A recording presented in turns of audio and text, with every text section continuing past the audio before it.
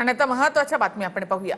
काँग्रेस जनता पार्टीचं 5 सप्टेंबरला दिल्लीमध्ये पुन्हा आंदोलन। इंडिया गेट पासून पोलीस मुख्यालयापर्यंत शांततापूर्ण मोर्चा काढण्यात येणार। 25 जुलैला सरकारने दिलेली आश्वासनं पाळली नसल्याचा आरोप। राज्यामधील शेतकऱ्यांसाठी आनंदाची बातमी। शेतकरी कर्जमाफीचा दुसरा हप्ता वितरित। मुख्यमंत्री फडणवीसांनी एका क्लिकद्वारे रक्कम ट्रान्सफर केली। 6,36,036 शेतकऱ्यांना 5,086 कोटी रुपये वितरित।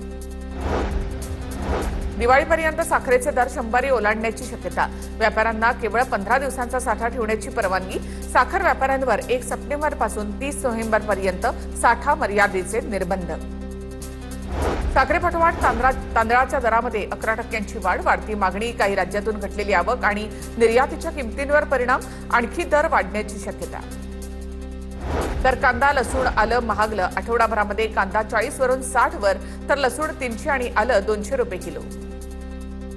मुंबई पालिकेमधील गटबाजीवर तोडगा काढण्यासाठी भाजपच्या हालचाली। अमित साटमांनी नगरसेवक आणि प्रमुख नेत्यांची बैठक बोलावली। आज संध्याकाळी भाजपच्या पक्ष कार्यालयामध्ये बैठक। सर्व नगरसेवकांना उपस्थित राहण्याच्या सूचना।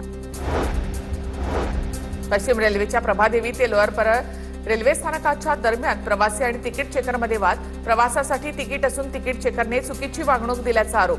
प्रवाशाने तिकीट दाखवल्यानंतरचा प्रकार कॅमेऱ्यामध्ये कैद। पश्चिम रेल्वेच्या माल डब्यामध्ये 2 प्रवाशांमध्ये हाणामारी। दोघेही प्रवासी माल घेऊन लोकलने प्रवास करत असल्याची माहिती। आणि एक महत्त्वाची बातमी,